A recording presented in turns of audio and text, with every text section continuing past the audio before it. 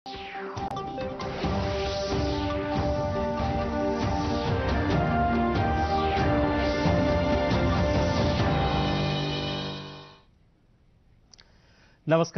ಮುಖ್ಯಾಂಶಗಳು. ದೇಶದ ಜನರ ಕಲ್ಯಾಣಕ್ಕಾಗಿ ಶ್ರಮಿಸುತ್ತಿರುವ ಅನಿವಾಸಿ ಭಾರತೀಯರು, ಭಾರತ ಮತ್ತು ಇತರ ದೇಶಗಳ ನಡುವೆ ಸೇತುವೆ, ರಾಷ್ಟ್ರಪತಿ ರಾಮನಾಥ್ ಕೋವಿಂದ್ ಮೆಚ್ಚುಗೆ. ಫೆಬ್ರವರಿ 17ರಿಂದ ಟಿ ನರಸೀಪುರದಲ್ಲಿ ನಡೆಯುವ 11ನೇ ಕುಂಭಮೇಳಕ್ಕೆ ಸರ್ಕಾರದಿಂದ ಅಗತ್ಯ ಆರ್ಥಿಕ ನೆರವು, ಮುಖ್ಯಮಂತ್ರಿ ಎಚ್.ಡಿ. ಕುಮಾರಸ್ವಾಮಿ. ಬರ ಪರಿಸ್ಥಿತಿ ನಿರ್ವಹಣೆಗೆ ಶಾಸಕರ ನೇತೃತ್ವದ ಕಾರ್ಯಪಡೆಗಳಿಗೆ ಹೆಚ್ಚುವರಿ 134 ಕೋಟಿ ರೂಪಾಯಿ ಬಿಡುಗಡೆ, ಕೃಷ್ಣ ಬೈರೇಗೌಡ. ಹಾಗೂ ಶ್ರೀಹರಿಕೋಟಾದಿಂದ ವಿವಿಧ ಉದ್ದೇಶಗಳ 31 ಉಪಗ್ರಹಗಳ ಉಡಾವಣೆಗೆ ಭಾರತೀಯ ಬಾಹ್ಯಾಕಾಶ ಸಂಸ್ಥೆ ಇಸ್ರೋ ಸಜ್ಜು. ವಾರ್ತೆಗಳ ವಿವರ. ಉತ್ತರ ಪ್ರದೇಶದ ವಾರಣಾಸಿಯಲ್ಲಿ 3 ದಿನಗಳ ಕಾಲ ಏರ್ಪಡಿಸಿದ್ದ 15ನೇ ಪ್ರವಾಸಿ ಭಾರತೀಯ ದಿವಸ್ ಕಾರ್ಯಕ್ರಮಕ್ಕೆ ಇಂದು ಸಂಜೆ ತೆರೆ ಬಿದ್ದಿದೆ. ಜಗತ್ತಿನ ವಿವಿಧೆಡೆಗಳಲ್ಲಿ ಭಾರತದ ಕೀರ್ತಿ ಹೆಚ್ಚಿಸುವ ರೀತಿಯಲ್ಲಿ ಸಾಧನೆ ಮಾಡಿರುವ 30 ಮಂದಿ ಅನಿವಾಸಿ ಭಾರತೀಯರಿಗೆ ರಾಷ್ಟ್ರಪತಿ ರಾಮನಾಥ್ ಕೋವಿಂದ್ ಸಮಾರೋಪ ಸಮಾರಂಭದಲ್ಲಿ ಪ್ರವಾಸಿ ಭಾರತೀಯ ಸಮ್ಮಾನ್ ಪ್ರಶಸ್ತಿ ಪ್ರದಾನ ಮಾಡಿದರು. ಕೆನಡಾ, ಚೈನಾ, ಈಜಿಪ್ಟ್ ಸೇರಿದಂತೆ ವಿವಿಧ ರಾಷ್ಟ್ರಗಳಿಂದ ಸಮಾಜ ವಿಜ್ಞಾನ, ಸಿವಿಲ್ ಇಂಜಿನಿಯರಿಂಗ್, ಸಮುದಾಯ ಸೇವೆ ಮೊದಲಾದ ಕ್ಷೇತ್ರಗಳಲ್ಲಿ ಅನನ್ಯ ಸಾಧನೆ ಮಾಡಿದ ಗಣ್ಯರು ಪ್ರಶಸ್ತಿ ಸ್ವೀಕರಿಸಿದರು.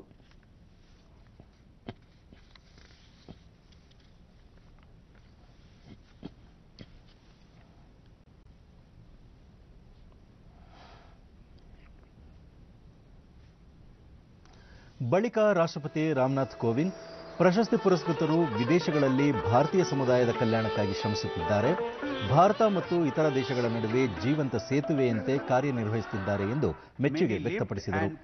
ಭಾರತವು ಶತಶತಮಾನಗಳಿಂದ ಉತ್ಸವ, ಆಚರಣೆ, ಶ್ರೇಷ್ಠ ಸಾಧನೆಗಳಿಗೆ ಹೆಸರಾಗಿದೆ. ನಮ್ಮ ಜೀವನ ಕ್ರಮ, ಚಿಂತನೆ, ನಂಬಿಕೆ, ಸಂಗೀತ, ನೃತ್ಯ ಮತ್ತು ಆಧ್ಯಾತ್ಮಿಕತೆಯನ್ನು ಬಹುತೇಕ ಪ್ರತಿಫಲಿಸುವ ವಾರಣಾಸಿಯಲ್ಲಿ ಈ ಸಲದ ಪ್ರವಾಸಿ ಭಾರತೀಯ ದಿವಸ್ ನಡೆಯುತ್ತಿರುವುದು ಅರ್ಥಪೂರ್ಣವಾಗಿದೆ ಎಂದು ಹೇಳಿದರು. Since for our diaspora, you are commanding global heights today while embracing your cultural ethos and diversity. And while you do so, you must also preserve and strengthen your unity as a community. You are the face of India. ಈ ವರ್ಷ ಮಹಾತ್ಮ ಗಾಂಧಿಯವರ 150ನೇ ಜಯಂತಿ ಆಚರಿಸಲಾಗುತ್ತಿದೆ. ಮಹಾತ್ಮ ಗಾಂಧಿಯವರನ್ನು ಮಹಾನ್ ಪ್ರವಾಸಿ ಎಂದು ಭಾರತ ಪರಿಗಣಿಸಿರುವುದಾಗಿ ರಾಷ್ಟ್ರಪತಿ ತಿಳಿಸಿದರು. What really makes your contributions stand out are the values that you espouse and live for. These are values that intrinsically remain Indian, drawn from millennia of thought and progress, and which are firmly anchored in our age-old belief of Vasudhaiva Kutumbakam. That is, the world is one family. New programs have been established to bring Indians and Indian origin people living abroad closer to our hearts and minds. Projects such as the Know India program and the Bharat Ko Janiye quiz have instilled our youth with a new sense of confidence in their motherland. They want to strengthen their connect with India for emotional and cultural reasons, but increasingly for other persuasive reasons too. The breakthroughs happening in India in the fields of innovation, research, startups, and digital revolution are attracting people from far and wide. To give this pull a concrete shape, we have started Experience the Scientific India program for our young diaspora scientists. We want them to become a bridge between us and the world so that we can cross-pollinate and enrich each other.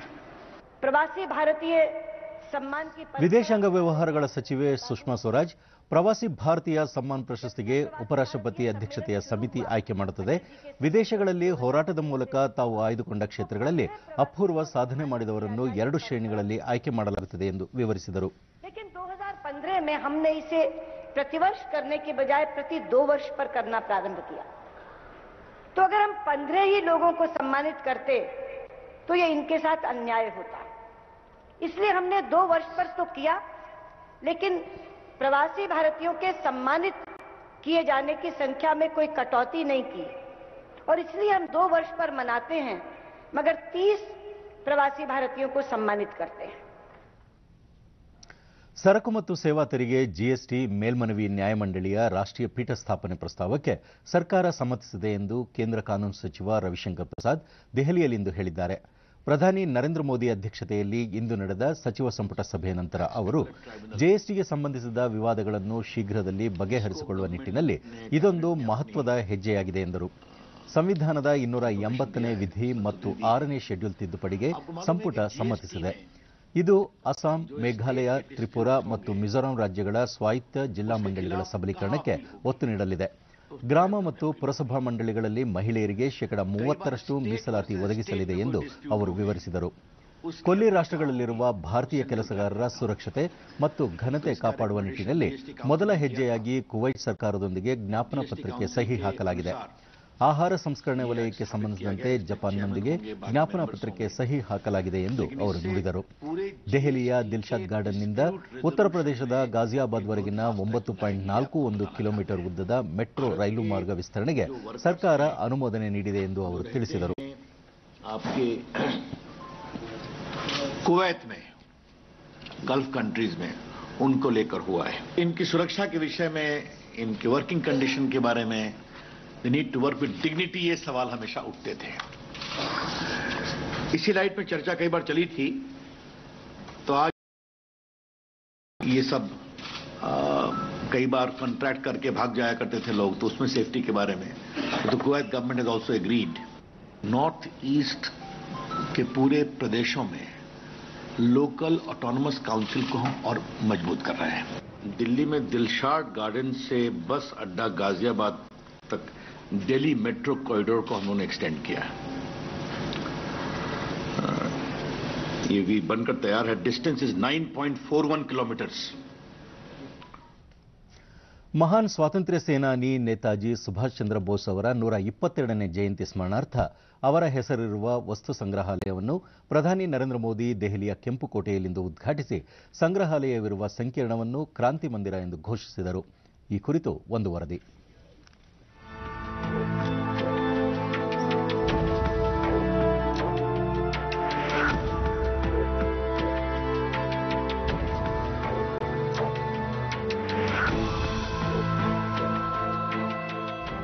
Netaji Subhash Chandra Bose ಅವರ ಸ್ಮರಣಾರ್ಥ ಸ್ಥಾಪಿಸಲಾಗಿರುವ ವಸ್ತು ಸಂಗ್ರಹಾಲಯವನ್ನು ಪ್ರಧಾನಿ ನರೇಂದ್ರ ಮೋದಿ ಉದ್ಘಾಟಿಸಿ ವೀಕ್ಷಿಸಿದರು. ಸಂಗ್ರಹಾಲಯದಲ್ಲಿ ಸುಭಾಷ್ ಚಂದ್ರ ಬೋಸ್ ಮತ್ತು ಆಜಾದ್ ಹಿಂದ್ ಸೇನೆ ಸ್ಥಾಪನೆ, ಅದರಲ್ಲಿದ್ದ ವೀರ ಯೋಧರ ವಿರುದ್ಧದ ಮೊಕದ್ದಮೆಗಳು, ಅವರು ಭಾಗಿಯಾಗಿದ್ದ ಯುದ್ಧಗಳ ಕುರಿತ ದಾಖಲೆಗಳಿವೆ. ಸುಭಾಷ್ ಚಂದ್ರ ಬೋಸ್ ಅವರ ಖಡ್ಗ, ಅವರು ಬಳಸುತ್ತಿದ್ದ ಕುರ್ಚಿ, ಆಜಾದ್ ಹಿಂದ್ ಸೇನೆಯ ವಿವಿಧ ಶ್ರೇಣಿಯ ಅಧಿಕಾರಿಗಳ ಗುರುತು ಚೀಟಿ ಮತ್ತು ಪದಕಗಳು ಸಂಗ್ರಹಾಲಯದ ಸ್ವಾತಂತ್ರ್ಯ ಸಂಗ್ರಾಮವನ್ನು ನೆನಪಿಸುತ್ತವೆ. ಜಲಿಯನ್ ವಾಲಾಬಾಗ್ ಹತ್ಯಾಕಾಂಡಕ್ಕೆ ಸಂಬಂಧಿಸಿದ ಯಾದ್ ಎ ಜಲಿಯಾ ವಸ್ತು ಸಂಗ್ರಹಾಲಯಕ್ಕೂ ಭೇಟಿ ನೀಡಿದ ಪ್ರಧಾನಿ ಜಲಿಯನ್ ವಾಲಾಬಾಗ್ನಲ್ಲಿ ಹುತಾತ್ಮರಾದವರಿಗೆ ಶ್ರದ್ಧಾಂಜಲಿ ಸಲ್ಲಿಸಿದರು. ಪ್ರಧಾನಿ 1857ರ ಮೊದಲ ಸ್ವಾತಂತ್ರ್ಯ ಸಂಗ್ರಾಮ ಆಧಾರಿತ ವಸ್ತು ಸಂಗ್ರಹಾಲಯಕ್ಕೆ ಭೇಟಿ ನೀಡಿದರು. ಬ್ರಿಟಿಷ್ ಈಸ್ಟ್ ಇಂಡಿಯಾ ಕಂಪನಿ ವಿರುದ್ಧ ನಡೆದ ಮೊದಲ ಸ್ವಾತಂತ್ರ್ಯ ಸಂಗ್ರಾಮದಲ್ಲಿ ಭಾರತೀಯ ಸಮಾಜದ ಎಲ್ಲಾ ವರ್ಗಗಳಿಗೆ ಸೇರಿದ ಜನರ ಪಾತ್ರ ಕುರಿತ ಅಚ್ಚರಿ ಹುಟ್ಟಿಸುವ ಮಾಹಿತಿ ಈ ವಸ್ತು ಸಂಗ್ರಹಾಲಯದಲ್ಲಿದೆ. 1857ರ ಮೊದಲ ಸ್ವಾತಂತ್ರ್ಯ ಸಂಗ್ರಾಮದ ನೆನಪು ಮತ್ತು ಇತಿಹಾಸವನ್ನು ಈ ಸಂಗ್ರಹಾಲಯ ಅಚ್ಚುಕಟ್ಟಾಗಿ ಕಟ್ಟಿಕೊಟ್ಟಿದೆ. ಭಾರತೀಯ ಕಲೆ ಆಧಾರಿತ ದೃಶ್ಯಕಲಾ ಸಂಗ್ರಹಾಲಯಕ್ಕೂ ಪ್ರಧಾನಿ ಭೇಟಿ ನೀಡಿದರು. ಈ ಸಂಗ್ರಹಾಲಯದಲ್ಲಿ ದೇಶದ ಮಹಾನ್ ಕಲಾವಿದರ ಜೀವನ ಚಿತ್ರ ಮತ್ತು ಕಲಾಕೃತಿಗಳನ್ನು ನೋಡಬಹುದಾಗಿದೆ. ಸರ್ಕಾರದಿಂದ ಸನ್ಮಾನ ಪಡೆದ 9 ಮಹಾನ್ ಕಲಾವಿದರ ಕಲಾಕೃತಿಗಳು ಇಲ್ಲಿವೆ. ಡಿಡಿ ನ್ಯೂಸ್ನ ಜೊತೆ ಮಾತನಾಡಿದ ಕೇಂದ್ರ ಸಂಸ್ಕೃತಿ ಖಾತೆ ಸಚಿವ ಮಹೇಶ್ ಶರ್ಮಾ, ಈ ಎಲ್ಲಾ ವಸ್ತು ಸಂಗ್ರಹಾಲಯಗಳ ಸಂಕೀರ್ಣವನ್ನು ಕ್ರಾಂತಿ ಮಂದಿರ ಎಂದು ಪ್ರಧಾನಿ ಕರೆದಿದ್ದಾರೆ. ಕ್ರಾಂತಿ ಮಂದಿರವೆಂದು ಕರೆಯುವ ಮೂಲಕ ಈ ವಸ್ತು ಸಂಗ್ರಹಾಲಯಗಳ ಬಗ್ಗೆ ಹೊಸ ಶ್ರದ್ಧಾಭಾವವೊಂದು ರೂಪುಗೊಂಡಿದೆ ಎಂದರು. मुझे खुशी है कि जब प्रधानमंत्री जी ने इन सभी म्यूजियमों को अवलोकन किया और उनके मन का एक भाव को उन्होंने प्रदर्शित किया, उन्होंने इस कॉम्प्लेक्स का नाम क्रांति मंदिर दिया है मैं समझता हूं देश के करोड़ों देशवासियों में आज उन सभी क्रांतिकारियों के लिए जिन्होंने अपने जीवन की आहुति दी, इस क्रांति मंदिर के नाम से एक नई ही ऊर्जा का भाव पैदा होगा, एक नई श्रद्धा का भाव पैदा होगा। ವಸ್ತು ಸಂಗ್ರಹಾಲಯಗಳಲ್ಲಿ ಡಿಜಿಟಲ್ ಮಾಧ್ಯಮದ ಮೂಲಕ ಸ್ವಾತಂತ್ರ್ಯ ಸಂಗ್ರಾಮದ ವಿವಿಧ ಘಟನೆಗಳನ್ನು ವಿವರಿಸಲಾಗಿದೆ. ಇದು ಯುವ ಜನತೆಗೆ ಪ್ರೇರೇಪಣೆ ನೀಡಲಿದೆ ಎಂದು ಅವರು ವಿವರಿಸಿದರು.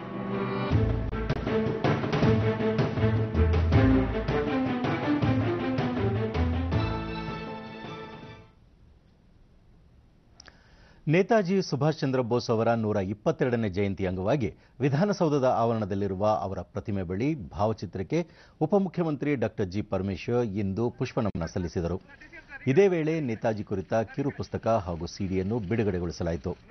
ನೇತಾಜಿಯವರ ಆದರ್ಶವನ್ನು ಪಾಲಿಸುವ ಬಗ್ಗೆ ಪ್ರತಿಜ್ಞಾವಿಧಿ ಬೋಧಿಸಲಾಯಿತು.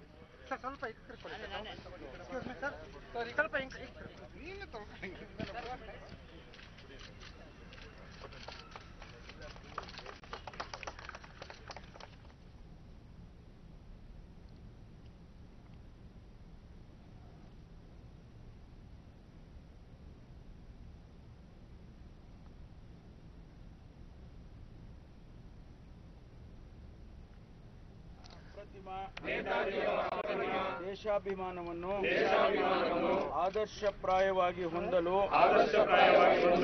ಇಂದು ಕಂಕಣಬದ್ಧನಾಗಿರುತ್ತೇನೆ.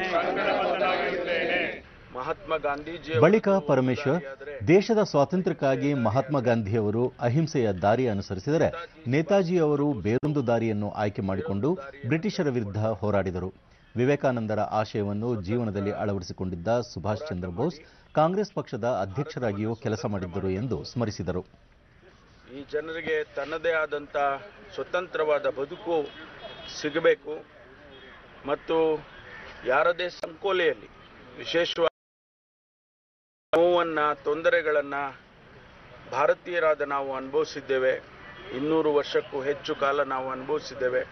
ಅದು ಇಲ್ಲಿಗೆ ಸಾಕು ಅಂತ ಹೇಳಿ ಅವರು ಹೋರಾಟ ಮಾಡೋದಕ್ಕೆ ಪ್ರಾರಂಭ ಮಾಡ್ತಾರೆ. ಸ್ವಾಮಿ ವಿವೇಕಾನಂದರ ಆಶಯದಂತೆ ಅವರ ಸಿದ್ಧಾಂತಗಳನ್ನು, ತತ್ವ ಸಿದ್ಧಾಂತಗಳನ್ನು ಕೂಡ ಅವರು ತಮ್ಮದಾಗಿಸಿಕೊಂಡು ತಮ್ಮ ಜೀವನದಲ್ಲಿ ಅಳವಡಿಸಿಕೊಂಡು ಈ ಹೋರಾಟಕ್ಕೆ ಹೊರಟಿದ್ದಂಥವ್ರು.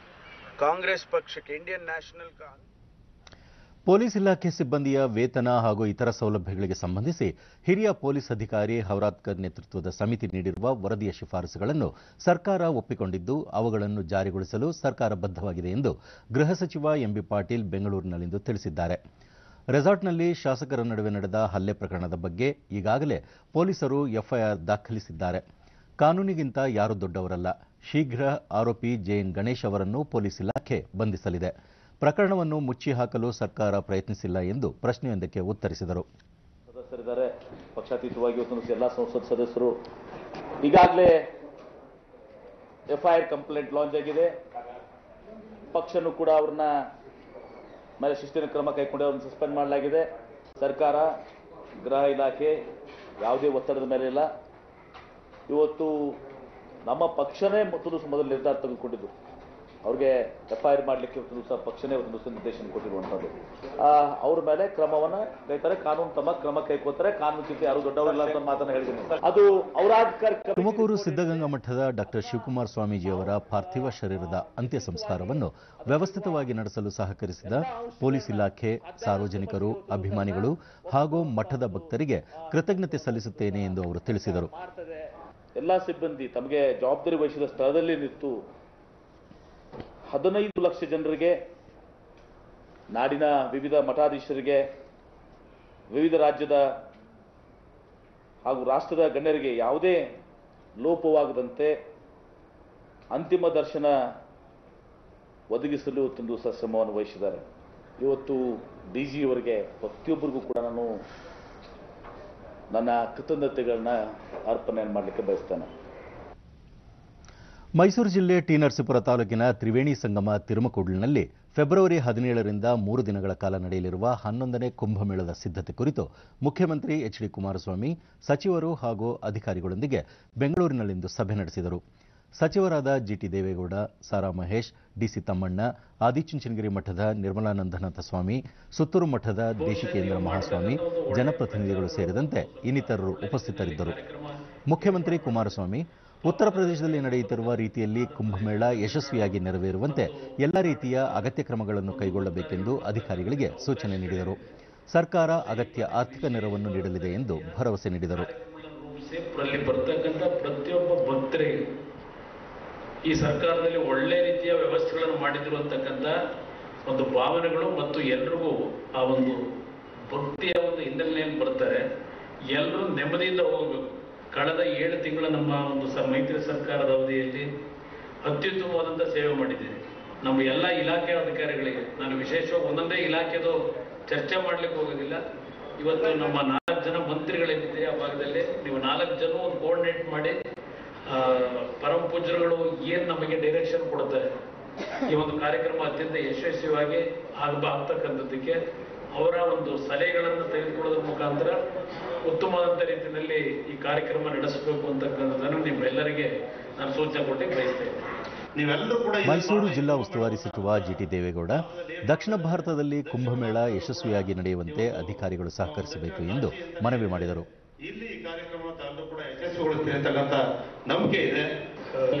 ಸುತ್ತೂರು ದೇಶಿಕೇಂದ್ರ ಮಹಾಸ್ವಾಮಿ ತುರ್ತಾಗಿ ಈ ಭಾಗದಲ್ಲಿ ಕೆಲ ಮೂಲಸೌಕರ್ಯ ಕಾಮಗಾರಿಗಳನ್ನು ಕೈಗೊಳ್ಳಬೇಕಿದೆ ಎಂದು ಸಲಹೆ ನೀಡಿದರು. ಅಪಾರವಾದಂತಹ ವಿಶ್ವಾಸ ಇದೆ. ಹೇಗೆ ಉತ್ತರ ಭಾರತದಲ್ಲಿ ಬೇರೆ ಬೇರೆ ಕಡೆಗಳಲ್ಲಿ ಕುಂಭಮೇಳ ನಡೆಯುತ್ತೆ ಹಾಗೆ ಇಡೀ ದಕ್ಷಿಣ ಭಾರತದ ಜನ ಭಾಗವಹಿಸಲಿಕ್ಕೆ ಅವಕಾಶ ಇರತಕ್ಕಂತಹ ಕುಂಭಮೇಳದ ಅವಕಾಶ ಇರೋದು ನಮ್ಮ ಕರ್ನಾಟಕ ರಾಜ್ಯಕ್ಕೆ ಅಂತ ಅನ್ನೋದು ನಾವೆಲ್ಲ ಅತ್ಯಂತ ಹೆಮ್ಮೆಯಿಂದ ಮಾಡಬೇಕಾದಂತಹ ಅಗತ್ಯವಾಗಿದೆ. ಅದಕ್ಕೆಲ್ಲರೂ ಒಟ್ಟಾಗಿ ಧಾರ್ಮಿಕ ಸಂಸ್ಥೆಗಳು, ಸರ್ಕಾರ, ಸಾರ್ವಜನಿಕರು, ಭಕ್ತಾದಿಗಳು ಎಲ್ಲರೂ ಒಟ್ಟಾಗಿ ಸೇರಿ ಮಾಡಬೇಕಾದ ಅಗತ್ಯ ಇದೆ.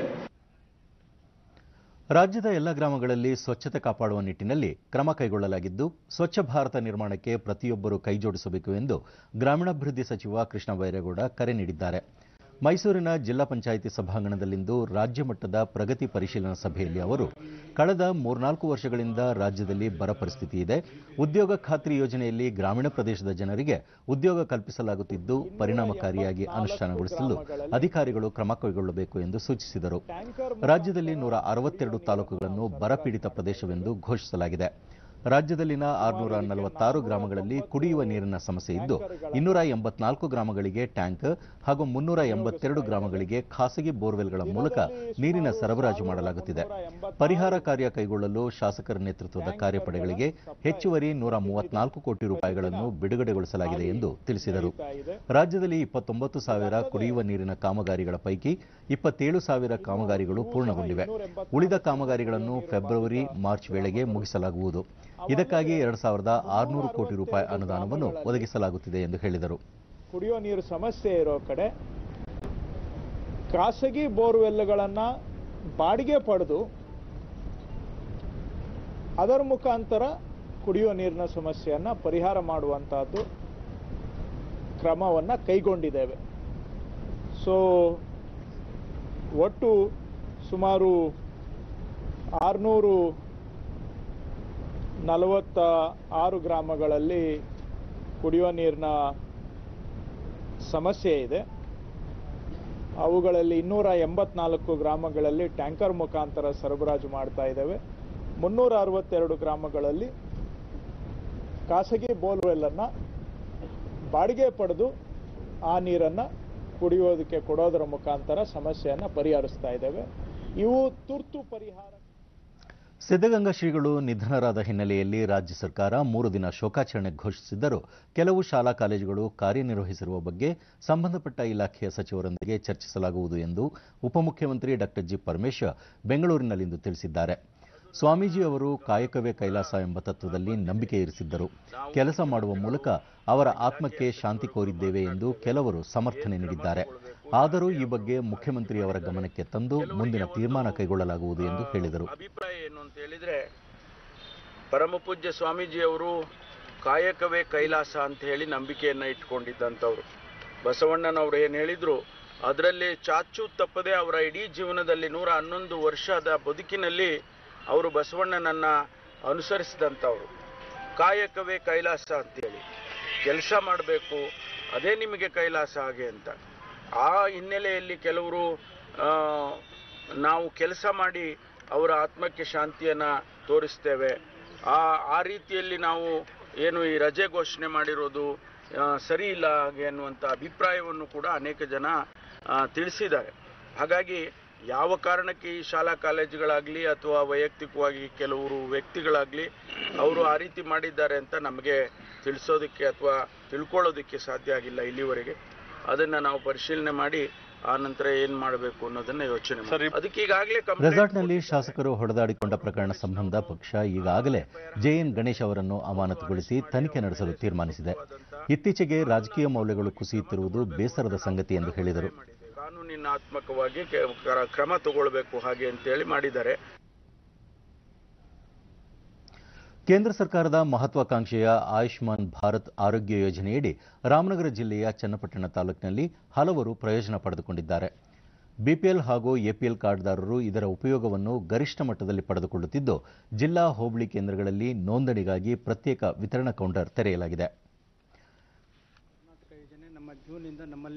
ಡಿಡಿ ನ್ಯೂಸ್ನೊಂದಿಗೆ ಡಾಕ್ಟರ್ ಅಶೋಕ್ ವೆಂಕೋಬರಾವ್, ಈ ಯೋಜನೆಯಡಿ ದ್ವಿತೀಯ ತೃತೀಯ ಹಂತದ ಚಿಕಿತ್ಸೆಗಳನ್ನು ನೀಡಲಾಗುತ್ತಿದ್ದು 5 ಲಕ್ಷ ರೂಪಾಯಿವರೆಗೆ ನಿಗದಿಪಡಿಸಲಾಗಿದೆ ಎಂದು ತಿಳಿಸಿದರು. ಒಟ್ಟು 1650 ಚಿಕಿತ್ಸಾ ವಿಧಾನಗಳನ್ನು ರಾಜ್ಯದ ಬಿಪಿಎಲ್ ಮತ್ತು ಎಪಿಎಲ್ ಫಲಾನುಭವಿಗಳಿಗೆ ಈ ಅನುಕೂಲವನ್ನು ಸಿಗುತ್ತದೆ. ತಾಲೂಕಿನಲ್ಲಿರ್ತಕ್ಕಂಥ ಡಾಕ್ಟರ್ ಕೆಪಿ ರಾಜು, ಚನ್ನಪಟ್ಟಣ ತಾಲೂಕಿನ ಸಾವಿರಾರು ಫಲಾನುಭವಿಗಳು ಇದರ ಉಪಯೋಗವನ್ನು ಪಡೆಯುತ್ತಿದ್ದಾರೆ ಎಂದರು. ಒಂದು ಸಭೆಯನ್ನು ನಡೆಸಿ ಇದರ ಬಗ್ಗೆ ಮಾಹಿತಿಯನ್ನು ನೀಡಿ ಆರೋಗ್ಯ ಕರ್ನಾಟಕವನ್ನು ಜೂನ್ನಿಂದನೇ ಅದು ಚಾಲ್ತಿಯಲ್ಲಿ ಬಂದಿತ್ತು. ಈಗ ಅಕ್ಟೋಬರ್ 30ರಿಂದ ಆರೋಗ್ಯ ಕರ್ನಾಟಕ ಮತ್ತು ಆಯುಷ್ಮಾನ್ ಕರ್ನಾಟಕ ರಾಜ್ಯ ಮತ್ತು ಕೇಂದ್ರ ಸರ್ಕಾರದ ಸಹಯೋಗಗಳೊಂದಿಗೆ ನಮ್ಮ ರಾಜ್ಯದಲ್ಲಿ ಈಗ ಪ್ರಾರಂಭಗೊಂಡಿದೆ. ಬೆಳಗ್ಗೆ ಬಂದು ಫಲಾನುಭವಿ ಪ್ರವೀಣ್ ತಮಗೆ ಅಪೆಂಡಿಕ್ಸ್ಗಾಗಿ ಶಸ್ತ್ರಚಿಕಿತ್ಸೆ ನಡೆದಿದ್ದು ಉಚಿತವಾಗಿ ಆರೋಗ್ಯ ಸೌಲಭ್ಯ ದೊರೆತಿದೆ ಎಂದು ಸಂತಸ ವ್ಯಕ್ತಪಡಿಸಿದರು. ಏನಿಲ್ಲ, ಮತ್ತೆ ಊಟ ತಿಂಡಿ ಎಲ್ಲ ಅನುಕೂಲವಾಗಿದೆ. ಇದು ಅಪೆಂಡಿಕ್ಸ್ ಆಗಿತ್ತು, ಆಪರೇಷನ್ ಮಾಡ್ತೀನಿ ಅಂತ ಹೇಳಿದ್ರು, ಮಾಡಿಕೊಟ್ರು. ನಮಗೆ ಹೊಟ್ಟೆಲಿ ಗೆಡ್ಡೆ. ಮತ್ತೋರ್ವ ಫಲಾನುಭವಿ ಗೌರಮ್ಮ ಸುಮಾರು 1.5 ಲಕ್ಷ ರೂಪಾಯಿವರೆಗೆ ಉಚಿತವಾಗಿ ಚಿಕಿತ್ಸೆ ದೊರೆತಿದೆ ಎಂದು ಹೇಳಿದರು. ಆಸ್ಪತ್ರೆಯಲ್ಲಿ ಆಪರೇಷನ್ ಮಾಡಿದ್ರು, ನಮ್ಗೆ ಯಾವುದೇ ತರದ ದುಡ್ಡನ್ನ ಇಸ್ಕೊಳ್ಳಿಲ್ಲ. ಅವರು 1.5 ಲಕ್ಷ ಕಂಠ ವೆಚ್ಚ ಅವರೇ ಭರಿಸಿದ್ರು. ಮತ್ತೆ ಊಟ ತಿಂಡಿ ಉಪಚಾರನೆಲ್ಲ ನೋಡಿಕೊಂಡ್ರು. ಮತ್ತೆ ಬರಬೇಕಾದ್ರೆ ಬಸ್ ಚಾರ್ಜ್ ಕೊಟ್ಟರು. ಈ ಕೇಂದ್ರ ಸರ್ಕಾರದ ಆಯುಷ್ಮಾನ್ ಆರೋಗ್ಯದ ಬಗ್ಗೆ ನಮಗೆ ತುಂಬಾ ಹೆಲ್ಪ್ ಆಯಿತು. ಮೊಹಮ್ಮದ್, ಆಯುಷ್ಮಾನ್ ಭಾರತ್ ಆರೋಗ್ಯ ಯೋಜನೆ ಬಡವರಿಗೆ ವರದಾನವಾಗಿದೆ ಎಂದರು. ಅಲ್ಲಿಂದ ನಾನು MS ರಾಮಯ್ಯ ಆಸ್ಪತ್ರೆಗೆ ತಗೊಂಡು ಹೋದೆ. ನಾನು ತೋರಿಸಿಕ್ಕೆ ಆಮೇಲೆ ಅವರು ನನಗೆ ಆಪರೇಷನ್ ಫ್ರೀ ಮಾಡಿಕೊಟ್ರು. ಬೆಡ್ ಚಾರ್ಜನ್ನು ತಗೊಳ್ಳಿಲ್ಲ, ಆಮೇಲೆ ಔಷಧಿ ಕಾಸು ತಗೊಳ್ಳಿಲ್ಲ, ಫ್ರೀಯಾಗಿ ಆಪರೇಷನ್ ಮಾಡಿದ್ರು. ಇಂಡಿಯನ್ ಡೆವಲಪ್ಮೆಂಟ್ ಫೌಂಡೇಶನ್ ವತಿಯಿಂದ ಬೆಂಗಳೂರಿನಲ್ಲಿಂದು ಏರ್ಪಡಿಸಿದ್ದ ಕಾರ್ಯಕ್ರಮದಲ್ಲಿ ಭಾರತದ ಆಧುನಿಕ ಕಾನೂನು ಶಿಕ್ಷಣಕ್ಕೆ ನೀಡಿರುವ ಕೊಡುಗೆಯನ್ನು ಪರಿಗಣಿಸಿ ಪ್ರೊಫೆಸರ್ ಎನ್.ಆರ್. ಮಾಧವ್ ಮೆನನ್ ಅವರಿಗೆ 2018ನೇ ಸಾಲಿನ ಮದರ್ ತೆರೆಸಾ ಸ್ಮಾರಕ ಪ್ರಶಸ್ತಿ ನೀಡಿ ಗೌರವಿಸಲಾಯಿತು. ಸುಪ್ರೀಂ ಕೋರ್ಟ್ನ ನಿವೃತ್ತ ನ್ಯಾಯಮೂರ್ತಿ ಡಾಕ್ಟರ್ ಸಂತೋಷ್ ಹೆಗ್ಡೆ, ಐಡಿಎಫ್ ಪ್ರತಿಷ್ಠಾನದ ಸಂಸ್ಥಾಪನಾ ಅಧ್ಯಕ್ಷ ಡಾಕ್ಟರ್ ಎ.ಆರ್. ಪಿಳ್ಳೈ ಸೇರಿದಂತೆ ಹಲವು ಗಣ್ಯರು ಭಾಗವಹಿಸಿದ್ದರು. ನ್ಯಾಯಮೂರ್ತಿ ಸಂತೋಷ್ ಹೆಗ್ಡೆ, ಪ್ರೊಫೆಸರ್ ಎನ್.ಆರ್. ಮಾಧವ್ ಮೆನನ್ ಅವರು ಕಾನೂನು ಶಿಕ್ಷಣ ರಂಗದ ಭೀಷ್ಮ ಪಿತಾಮಹ ಇದ್ದಂತೆ ನ್ಯಾಯಾಂಗ ಶಿಕ್ಷಣದ ವ್ಯವಸ್ಥೆಯಲ್ಲಿ ಮಹತ್ವದ ಬದಲಾವಣೆ ತಂದಿದ್ದಾರೆ ಎಂದು ಶ್ಲಾಘಿಸಿದರು. which has today made the law education the most sought after education all over India. It's in this background, ladies and gentlemen, I'm extremely happy to be here in this presentation of Mother Teresa Award to Professor Madhav Menon. I had an opportunity of working with the National Law School Board of Trustees as a representative of the Government of Karnataka when I was the Advocate General. So I had an opportunity of seeing the manner in which Professor Menon used to work. Professor N R. Madhav Menon ಮಾನವ ಕುಲಕ್ಕೆ ಸೇವೆ ನೀಡಿದ mother Theresa ಅವರ ಹೆಸರಿನ ಪ್ರಶಸ್ತಿ ಸ್ವೀಕರಿಸುತ್ತಿರುವುದು ಸಂತಸ ತಂದಿದೆ ಎಂದರು.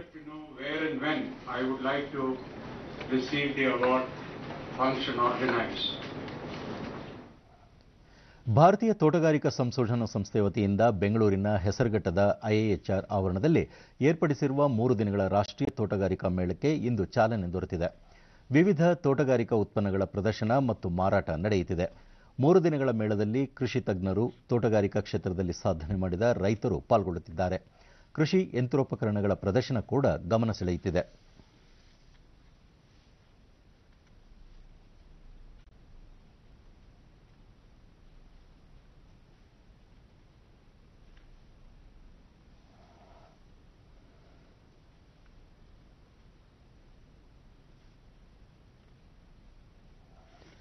ಸಮರ್ಥನಂ ಟ್ರಸ್ಟ್ ವತಿಯಿಂದ ಮೈಸೂರಿನಿಂದ ಬೆಂಗಳೂರುವರೆಗೆ ದಿವ್ಯಾಂಗರಿಗೆ ಆತ್ಮಸ್ಥೈರ್ಯ ತುಂಬುವ ನಿಟ್ಟಿನಲ್ಲಿ ಹಮ್ಮಿಕೊಂಡಿರುವ 3 ದಿನಗಳ ಮ್ಯಾರಥಾನ್ಗೆ ಇಂದು ಚಾಲನೆ ನೀಡಲಾಗಿದೆ. ಅನೇಕ ದಿವ್ಯಾಂಗರು ಮ್ಯಾರಥಾನ್ನಲ್ಲಿ ಪಾಲ್ಗೊಂಡಿದ್ದಾರೆ. ಸ್ಪರ್ಧಾಳು ಕಾವ್ಯ 3 ದಿನಗಳ ಓಟದಲ್ಲಿ ಈಗಾಗಲೇ 40 ಕಿಲೋಮೀಟರ್ ಕ್ರಮಿಸಲಾಗಿದ್ದು, ಇದು ದಿವ್ಯಾಂಗರಿಗೆ ಅತ್ಯಂತ ಸ್ಫೂರ್ತಿಯಾಗಲಿದೆ ಎಂದರು.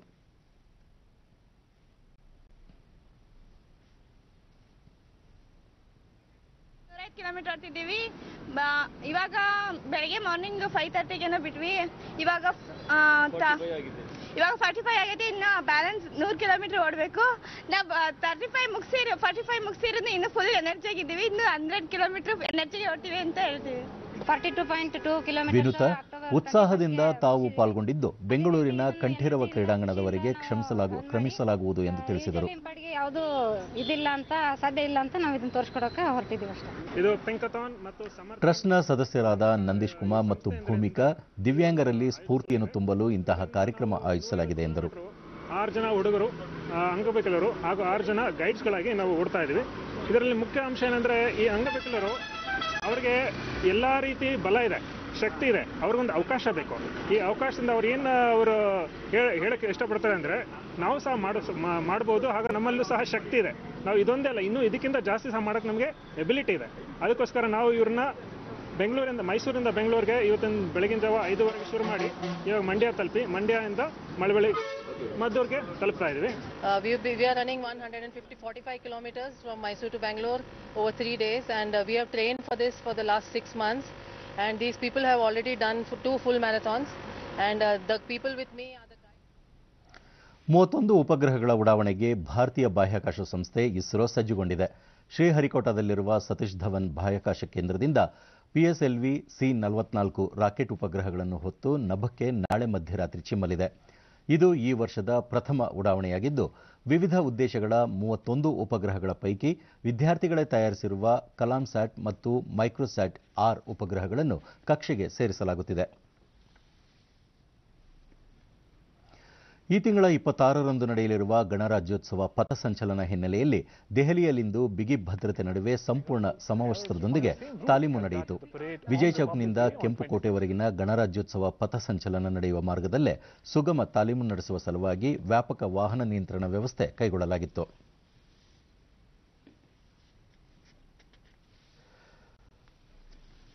ದೇಶವಾಸಿಗಳೊಂದಿಗೆ ತಮ್ಮ ಮನದಾಳದ ಅನಿಸಿಕೆಗಳನ್ನು ಹಂಚಿಕೊಳ್ಳುವ ಪ್ರಧಾನಿ ನರೇಂದ್ರ ಮೋದಿಯವರ ಜನಪ್ರಿಯ ಮನ್ ಕಿ ಬಾತ್ ಕಾರ್ಯಕ್ರಮ ಇದೇ ಭಾನುವಾರ ಪ್ರಸಾರವಾಗಲಿದೆ. ಇದು ಮನ್ ಕಿ ಬಾತ್ ಸರಣಿಯ 52ನೇ ಕಾರ್ಯಕ್ರಮವಾಗಿದೆ. ಭಾನುವಾರ ಬೆಳಗ್ಗೆ 11 ಗಂಟೆಗೆ ಆಕಾಶವಾಣಿ ಮತ್ತು ದೂರದರ್ಶನದ ಎಲ್ಲ ವಾಹಿನಿಗಳಲ್ಲಿ ಏಕಕಾಲಕ್ಕೆ ಪ್ರಸಾರವಾಗಲಿದ್ದು, ಬೆಳಗ್ಗೆ 11:30 ಡಿಡಿ ಚಂದನದಲ್ಲಿ ಕನ್ನಡ ಅವತರಣಿಕೆ ಪ್ರಸಾರ ಮಾಡಲಾಗುವುದು.